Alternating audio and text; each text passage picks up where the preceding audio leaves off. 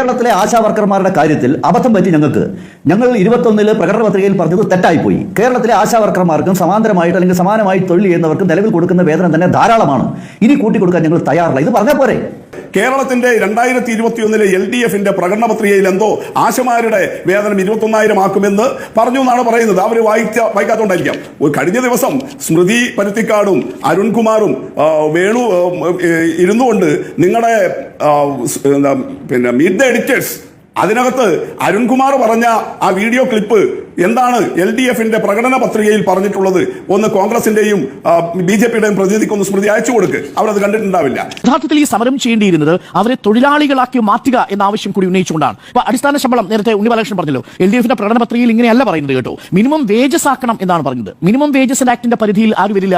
ആശാ വർക്കർമാർ വരില്ല. അപ്പൊ LDF പ്രകടന പത്രികയിൽ ആശാ വർക്കർമാർക്ക് 700 രൂപ കൊടുക്കാമെന്ന് ഒരിടത്തും പറഞ്ഞിട്ടില്ല. പകരം എന്താ? Minimum wages act, minimum wages 700 രൂപയാക്കി മാറ്റണമെന്നാണ്. ഒരു കോളത്തിലാണ് അത് പറയുന്നത്, ഒരു ഖണ്ഡികയിലാണ് പറയുന്നത്. പക്ഷേ മിനിമം വേജായി 700 രൂപ ഇവർക്ക് കിട്ടണമെന്നുണ്ടെങ്കിൽ ഇവരെ വേജ് ഏൺ ചെയ്യുന്ന എംപ്ലോയീസ് ആയിട്ട് പ്രഖ്യാപിക്കണം. പക്ഷേ എംപ്ലോയീസ് ആയിട്ട് പ്രഖ്യാപിക്കണമെന്നുണ്ടെങ്കിൽ നിലവിൽ NHM സ്കീം പ്രകാരം കേന്ദ്ര സർക്കാരിനെ കഴിയൂ. ഞങ്ങൾ പറഞ്ഞിട്ടുള്ളത് കേരളത്തിൽ ആശമാർ, അംഗനവാടിക്കാർ, സ്കൂൾ പാചക തൊഴിലാളികൾ, എല്ലാ അസംഘടിത തൊഴിലാളികളുടെയും മിനിമം വേജസ് കേരളത്തിന്റെ ജീവിത നിലവാരത്തിനനുസരിച്ച് 700 രൂപയാക്കണം.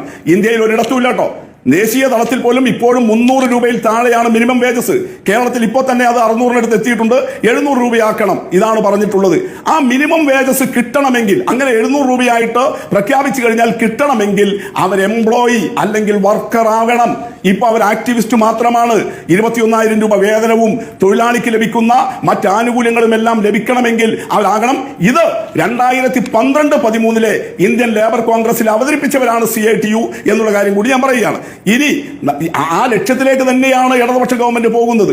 അങ്ങനെ 2021 പ്രകടന പത്രികയിലും 2016 പ്രകടന പത്രികയിലും എല്ലാം പറഞ്ഞ കാര്യങ്ങൾ ഓരോ വർഷം വെച്ച് പരിശോധിക്കുകയും അതിന്റെ പ്രോഗ്രസ് റിപ്പോർട്ടാക്കിയിട്ട് ജനങ്ങളുടെ സമക്ഷം അവതരിപ്പിക്കുകയും ചെയ്തുകൊണ്ടാണ് ഞങ്ങൾ ഈ ഗവൺമെന്റിന്റെ പ്രവർത്തനങ്ങൾ വിലയിരുത്തി മുന്നോട്ട് പോകുന്നത്. അല്ലാതെ പ്രകടന പത്രിക എന്ന് പറയുന്നത് തെരഞ്ഞെടുപ്പ് സമയത്ത് വെറും ഒരു ആവേശമല്ല. നിരാഹാര സമരത്തിന്റെ തലേ ദിവസം വിളിച്ചു വരുത്തി പരിഹസിക്കുകയാണ്, പ്രഹസന ചർച്ചയാണ് നടന്നത് എന്നാണ് ആശാവർക്കർമാർ ചർച്ചയ്ക്ക് തൊട്ടു പിന്നാലെ പ്രതികരിച്ചത്. ഇങ്ങനെയൊരു പ്രഹസനം വേണ്ടിയിരുന്നു.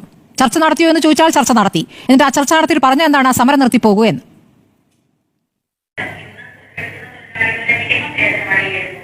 ഈ സമരം ഫെബ്രുവരി മാസം 10-ാം തീയതിയാണ് ആരംഭിച്ചത്. അന്ന് ആരംഭിച്ച സമരത്തിന് 4-ാം ദിവസം തന്നെ ചർച്ചയ്ക്ക് വിളിച്ചിരുന്നു.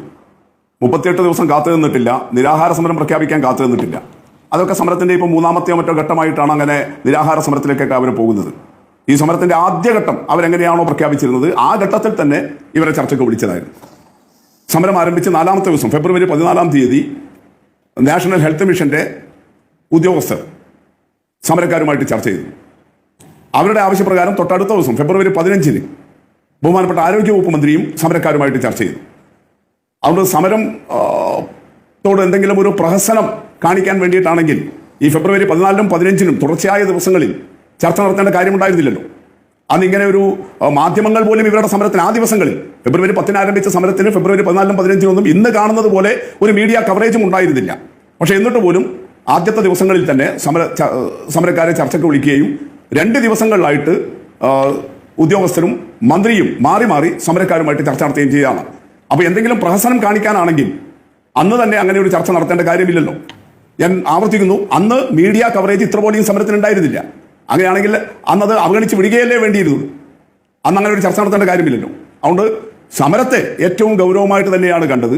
അതുകൊണ്ടാണ് നാഷണൽ ഹെൽത്ത് മിഷനിലെ മേധാവികളും ബഹുമാനപ്പെട്ട ആരോഗ്യവകുപ്പ് മന്ത്രിയും ഇപ്പോൾ ഈ 38 ദിവസത്തിനിടയിൽ 4 റൗണ്ട് ഈ സമരക്കാരുമായിട്ട് ചർച്ച നടത്തിയിട്ടുള്ളൂ. 4 റൗണ്ട് ചർച്ച നടന്നു. ഇപ്പോൾ നടന്ന ചർച്ചയുടെ കാര്യങ്ങൾ ആ ചർച്ച കഴിഞ്ഞ ഉടനെ തന്നെ ബഹുമാനപ്പെട്ട മന്ത്രിയും വിശദീകരിച്ചിട്ടുണ്ട്. ഇപ്പോൾ സമരത്തിന്റെ ആളുകൾ പറയുന്നത് പോലെ തന്നെ ബഹുമാനപ്പെട്ട മന്ത്രിയും മാധ്യമപ്രവർത്തകരോട് വിശദീകരിച്ചിട്ടുണ്ട്. ഈ ചർച്ച രാവിലെ 12:30 നടന്നു. അത് ഉദ്യോഗസ്ഥന്മാരുടെ നാഷണൽ ഹെൽത്ത് മിഷന്റെ സ്റ്റേറ്റ് മിഷൻ ഡയറക്ടറുമായിട്ടായിരുന്നു ചർച്ച.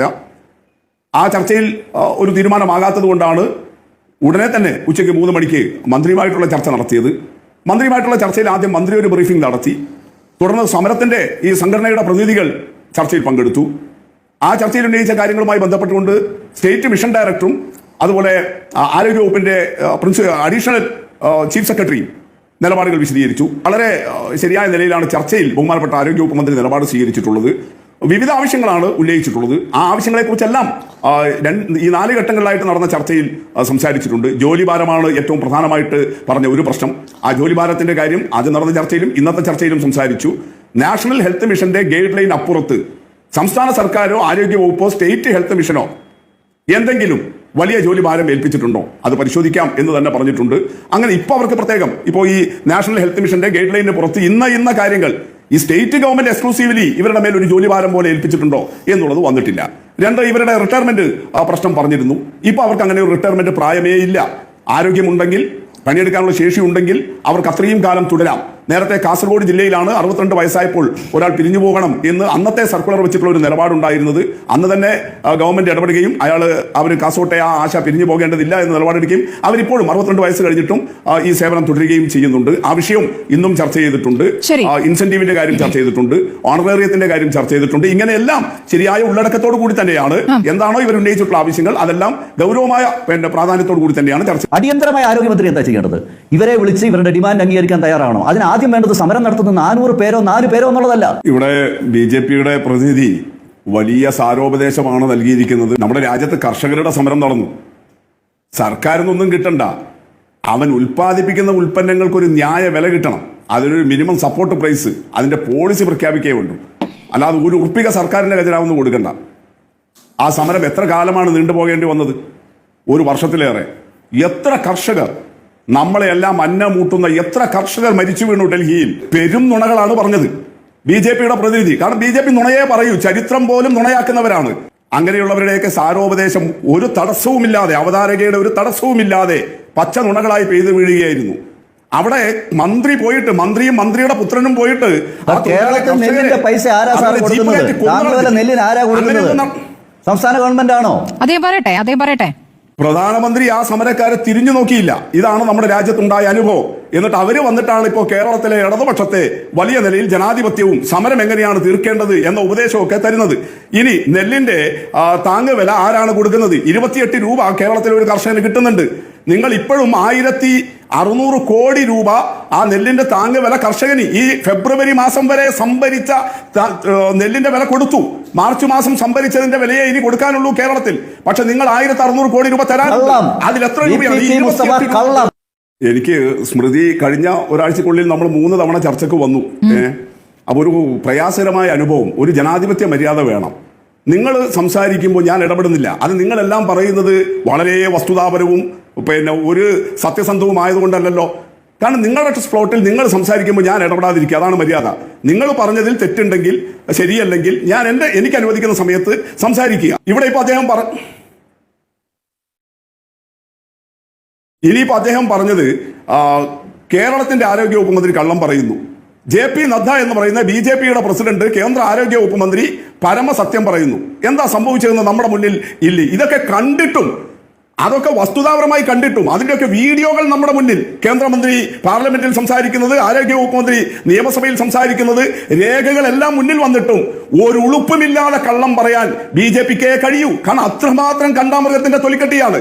പാർലമെന്റിനകത്ത് കേന്ദ്രമന്ത്രി പറയുന്നു കേരളത്തിന് 1 രൂപയും കൊടുക്കാനില്ല ആരോഗ്യ വകുപ്പ്. പാർലമെന്റിൽ രാവിലെ നടത്തി. അതിന്റെ ചൂടാറുന്നതിന് മുമ്പേ നിയമസഭയിൽ രേഖകൾ വെച്ച് കേരളത്തിന്റെ ആരോഗ്യ വകുപ്പ് മന്ത്രി പറയുന്നു ഇതാ രേഖകൾ, യൂട്ടിലൈസേഷൻ സർട്ടിഫിക്കറ്റ് കൊടുത്തു, പണം തരുന്നില്ല. ഈ ആശമാരുടെ ഇൻസെന്റീവ് അത് 3000 രൂപയാണ് ആകെ ഫിക്സഡ് ഇൻസെന്റീവ്. അതിൽ 60% തരാനുള്ളൂ. 104 കോടി രൂപ അതുൾപ്പെടെ ദേശീയ ആരോഗ്യ ദൗത്യത്തിന്റെ ഭാഗമായി 634 കോടി രൂപ ഇതാ 2023-24 വർഷത്തേത്, ഒറ്റ വർഷത്തേത് കിട്ടാനുണ്ട്. കണക്കുകൾ വെച്ചിട്ട് പറഞ്ഞല്ലോ. ആരോഗ്യവകുപ്പ് നദ്ദ എന്ന് പറയുന്ന BJP പ്രസിഡന്റ് പാർലമെന്റിൽ രാജ്യസഭയിൽ പറഞ്ഞ പച്ചക്കള്ളം അവിടെ നിയമസഭയിൽ രേഖകൾ വെച്ച് ആരോഗ്യവകുപ്പ് മന്ത്രി പൊളിച്ചു കൊടുത്തു. അതിന് പകരം രേഖകൾ കൊണ്ടുവരാൻ ഇന്ന് വരെ നിങ്ങൾക്ക് കഴിഞ്ഞോ? ആരോഗ്യ വകുപ്പ് മന്ത്രി നിയമസഭയിൽ ടേബിൾ ചെയ്ത രേഖകൾ വസ്തുതാപരമല്ല. ഇതാ കേന്ദ്ര സർക്കാരിന്റെ കയ്യിൽ രേഖയുണ്ട്. പകരം പറയാൻ കഴിഞ്ഞോ? ഒരു രേഖയും ഇല്ലാതെ വെറുതെ രാഷ്ട്രീയ പ്രസ്താവന. ആ രാഷ്ട്രീയ പ്രസ്താവനയല്ലേ ഇന്നലെ രാജ്യസഭയിൽ നിർമ്മലാ സീതാരാമൻ നടത്തിയത്, ഈ കേരളത്തെ ആകെ അപകീർത്തിപ്പെടുത്തിക്കൊണ്ട്. അങ്ങനെ രാഷ്ട്രീയ പ്രസ്താവന നടത്തിയത് കൊണ്ട് കാര്യമില്ലല്ലോ. നമ്മുടെ മുന്നിൽ വസ്തുത വേണ്ടേ? ഈ കുറച്ചുകൂടി കാര്യങ്ങൾ പഠിക്കുന്ന ഒരു മാധ്യമ പ്രവർത്തകയാവുമല്ലോ. ഇവരെ തൊഴിലാളികളായിട്ട് അംഗീകരിക്കണമെന്ന് ഇന്ത്യയിൽ തന്നെ ആദ്യം ആവശ്യപ്പെട്ടത് CITU ആണ്.